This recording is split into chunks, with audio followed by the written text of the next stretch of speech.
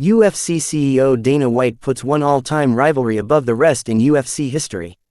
The UFC is weeks away from returning to action after a lengthy hiatus.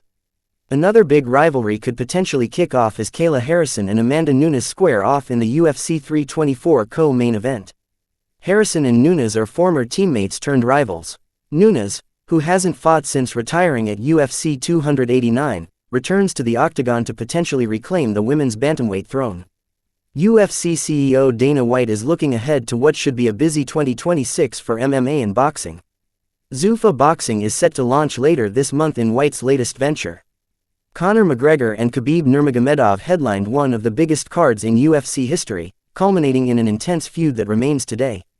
But White believes one rivalry surpasses Nurmagomedov-McGregor as the greatest feud in the promotion's illustrious past. In a recent interview with Barstool Sports, White called Jon Jones vs. Daniel Cormier the greatest UFC rivalry over Khabib vs. McGregor. "It would absolutely be those two," White said.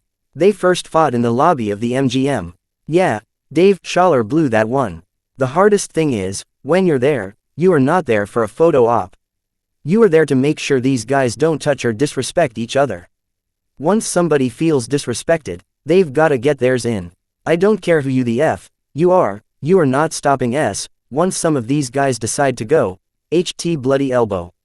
Jones and Cormier reunited as coaches on Alf Reality 3, a Russian MMA reality television show. The two-time rivals have teased a potential trilogy matchup in either wrestling or boxing. In either case, a third chapter in the Jones vs. Cormier rivalry might be a venture for White to pursue for Zuffa Boxing.